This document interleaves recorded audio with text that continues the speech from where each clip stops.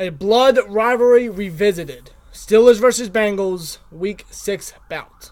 It's going to be brutal. It's going to be bloody. It's going to be difficult. It's probably going to be the fucking... oh, God damn it. The Ravens dress don't get stuck. See, I swear to God, I no joke, guys. I have Kevin on speed dial. I keep telling him, yo, Kevin, I keep telling you, get Bob. Bob can't go out the front door, man. It's too fucking small for his fat ass. You gotta go. You gotta go out back, man. It's big enough for his ass. I understand it's a longer walk for him, but at the same time, it'll be very beneficial. But anyway, this is not Ravens week. This is Bengals week. But yeah, Bengals versus Steelers. We all know what happened in the previous meeting.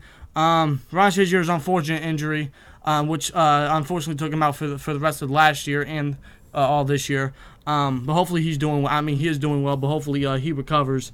And if he can, return to football. But at the same time, it's for his long-term health, it's not very necessary. Yeah, seriously. Especially since he's a father. Exactly. You don't want that, on with the rest of your life. Yeah. You don't want to be in a wheelchair for the rest of your life. Exactly, which is very concerning, especially since he is expecting the birth of his second child, I believe. And congratulations to him and his wife as well. But yeah, we all know that. But at the same time, we had a positive coming out of that game, besides that brutal freaking game, which is probably one of the most brutal games we've ever seen.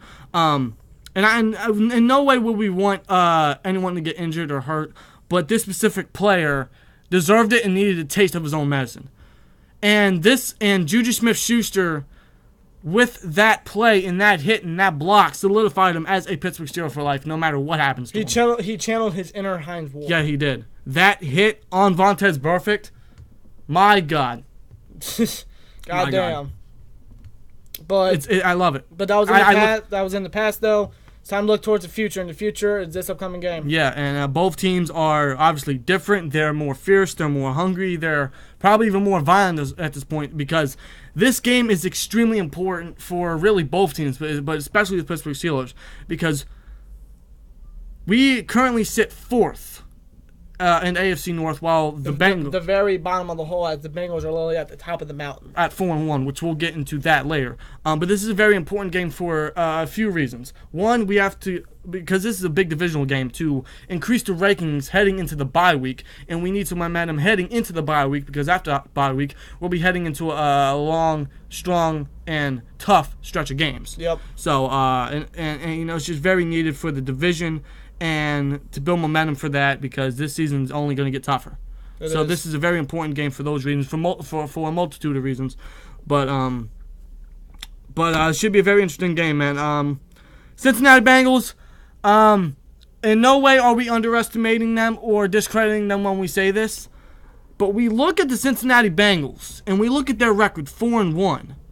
It's nothing but a head scratcher. They just don't seem like a 4-1 team to me and my brother. No, they don't. In no way are we discrediting or underestimating them. Or denying the talent whatsoever. Yeah, because they have talent all over the board, man. Their offense is pretty hot at the moment. Andy Dalton, when he has weapons around, is looking good. Their offensive line seems to be upgraded. The running game is no joke, and AJ Green, Tyler Boyd stepping up, John Ross is doing something. The unfortunate injury of Tyler Eifert, happened, and that really sucks for them, because he's a very underrated and very helping hand of that offense. Yeah, he is. When healthy, of course, but it seems like that they're not really missing a beat, because they still seem to be a strong offense, which going up against our defense, even though we had a very strong performance last week, I still don't trust this defense, because we need to show signs of consistency, and that's why this game is big for another reason, to show consistency with this team. So the past few years, we've always shown, several times that we are too damn inconsistent on both sides of the ball. Exactly, and that's why this game is big for a multitude of reasons. One of them, and honestly, I think the main one, is consistency. We had a phenomenal performance against the Falcons last week, offensively and defensively, and we have to come into this game. I understand we're heading at home, but we have to come into this game doing the same thing. Yeah. And against a division rival in a big game, a division game, this is big. It is. So it's huge. It's a must-win game right here. It is. So we're definitely not going to underestimate and discredit the Bengals. They just don't seem like a 4-1 team to us. Especially since they still have Marvin Lewis as their head coach. Yeah, exactly. And that's why, because we've said it in many prediction videos, and many people have been giving us a lot of shit for underestimating the Bengals. I'm sorry, but as long as you guys got Marvin Lewis at head coach, there is no way we're giving you guys any fucking hype. You want to know why? Because it's the same fucking ending to each tale. I mean, just look at let's say 2011 to 2015 years. You guys look to have the best roster in the NFL, period. Best offense, looking to be a top 5 defense, and look what happens. You're one and done in the playoffs. Exactly. You're nothing. I think Marvin Lewis has been a head coach since, 2002, since 2003? Something like that. He has not won one playoff game. Yeah, I mean, they are a phenomenal regular season team, when they have great talent. But when it comes to the postseason, they're nothing. And that's why we continue to not give them any hype, because we can't unless he actually wins game and proves us wrong, we're not giving you guys any hype. And honestly, Marvin Lewis needs to go for them. Marvin Lewis is the reason why they have been in mediocrity for the last almost 2 decades. While they're very consistent, why they can't achieve the goal that they want to. Exactly. Because Marvin Lewis is inconsistent. He's nothing. He really ain't. He really is. I mean, one season that really sticks out to me is 2015. They had talent all over the board. Andy Dalton when he was young, AJ Green, Marvin Jones, Mohamed Sanu, Tyler Eifert when he was healthy, Jeremy Hill and Giovanni Bernard on the defense. They had Reggie Nelson, who led the league in picks. I mean, Adam Jones before he started to decline, Leon Hall before he started to decline. A very young and stronger and faster defensive line. Holy shit. And they went 12-4, but went one and done to us in the playoffs. And whose fault is that? So when you look at the Bengals with their record right now, 4-1, how can you really see and think that they're a promising team if they still have Marvin Lewis? Exactly. And I'm sorry, we're sorry for saying that, but we can't give them any hype as long as they have Marvin Lewis. Seriously. He has always ended up doing nothing for them anyway. He's really brought the Bengals down so much. He is a good regular season coach, but when it comes to the postseason, he is nothing. And that's why we continue to give him no hype unless they prove us wrong. Yeah, seriously. So, but we're definitely not going to underestimate and discredit the Bengals this week, because they always give us a tough challenge. In a big divisional game like this, at their own home, it's going to be a very fun, interesting, brutal bout, which honestly could be a potential shootout, because both defenses are still pretty untrustworthy, honestly. Very talented defenses, but they're too damn inconsistent. Yeah, right. And another thing about this game is that it could be very penalty heavy, because these games always are. Yeah, they are. With physical hits, the brutality, just the all-out physicality of this rivalry of these games. And with the new bullshit NFL rules, this is definitely probably going to be one of the most, probably the most penalized game of the entire year, because these games always are like that. They're always out of brutality and hatred. Yeah. And that's cool about the rivalry, but it's just brutal as hell, and it's most of it's unnecessary. Yeah. I mean, I love the rivalry, I love the games, but it's some of this shit's unnecessary, And with these penalties, it really takes the fun out of it. Yeah, it does. So, I mean, we're still gonna be excited for this game. It's still gonna be a big game, and in no way should that affect the players' mindset heading into this game, but still. Yeah, but let's quickly talk about the offense. The performance they had against the Falcons was tremendous. Sure, it was against a bruised and beat up Falcons defense, but I feel like the way that they performed against that defense, they can do it against any defense overall. Absolutely, and I know some of you guys have been saying that the only reason why we had a good performance against the Falcons was because they had a very bruised defense and lost a lot of key players, which very well could be true.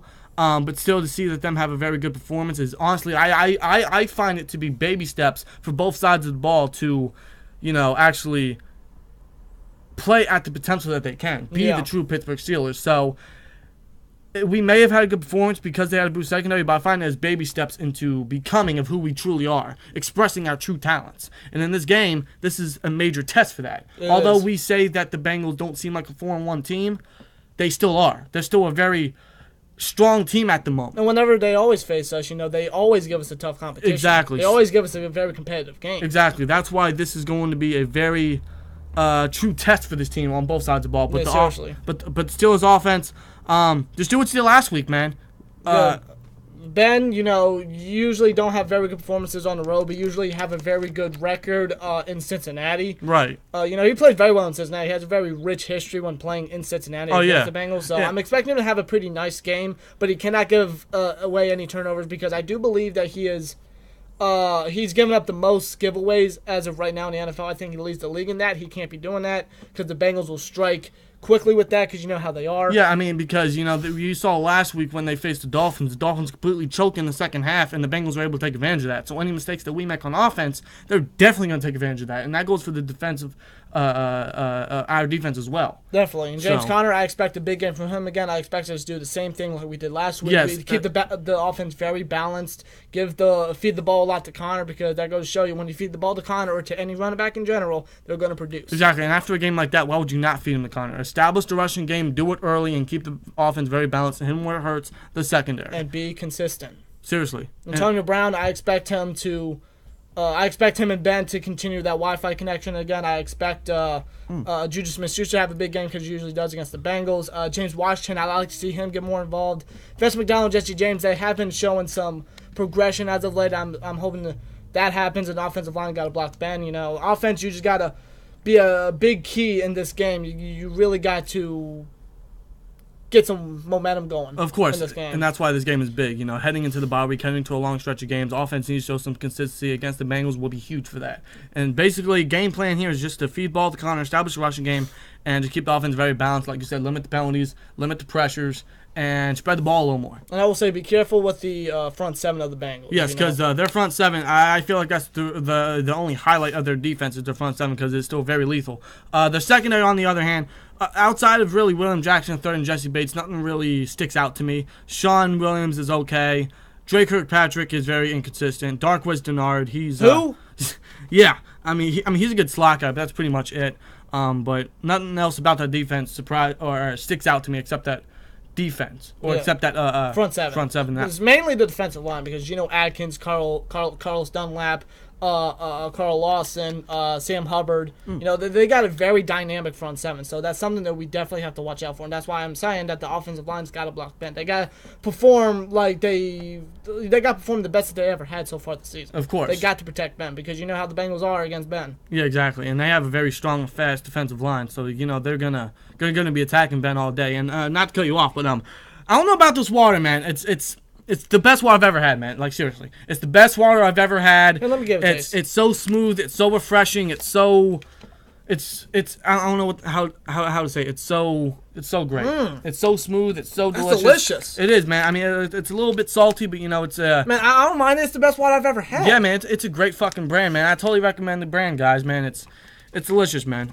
It's fantastic. But the offense, you really got to strike in this game. You got to continue what you've been doing. You've been showing some signs of consistency as of late, really, for most of the season. You got to continue that against the Bengals defense. A mediocre Bengals defense, really. Yeah, this is a true test for the offense. Basically, just give the ball to Conner, feed him more, and balance the offense is pretty much it. As for the defense, we said we still don't trust them.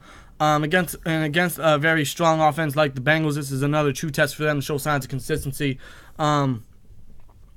Really, I think the only way to win this game for the defense is more man, because I noticed in the Falcons game we played a lot more man coverage than usual. I like how Joe Hayden did against Julio Jones. We did a lot of man. He really limited Julio Jones, and him going up against AJ Green, a guy who he's very, very familiar with. Exactly. I think he can be able to hold his own. Exactly. I hope so. And the same thing goes for Mike Hilton as well, because he shadowed Calvin Ridley, who was having a good stretch of games recently. So, and that really shows you how important and how valuable Hayden and Hilton are on the secondary. And that shows you that they are two of our best defensive backs completely. So, so that's pretty much the game plan for the secondary, just more man coverage.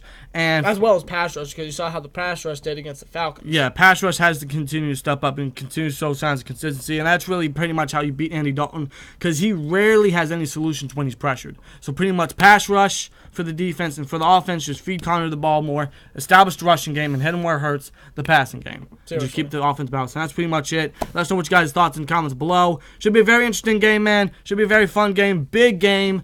Got to get this win, man. This is a big win, a much-needed win to head into the bye with some momentum, to get the dub, to climb out of that deep hole in the division, and to show signs of consistency and show that we are coming back. We are here. We're here to make a statement. This is a big win. Well, this is a big game. We need this big win. Damn straight, bro. So totally, man. Damn straight. Can I have another drink of that? Absolutely. I mean, it's again, not to go off subject, but that water, I don't know what it is.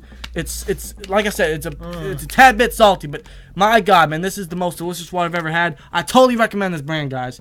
Seriously. And seriously, but Steelers, let's get this win. Let's get a win before the bye week. Let's get some momentum. We got a long stretch of games after this game and the bye week. So Exactly. it's going to be fucking difficult. And that's why this game is so important and so big. We have to win this game, man. This is a big game for us.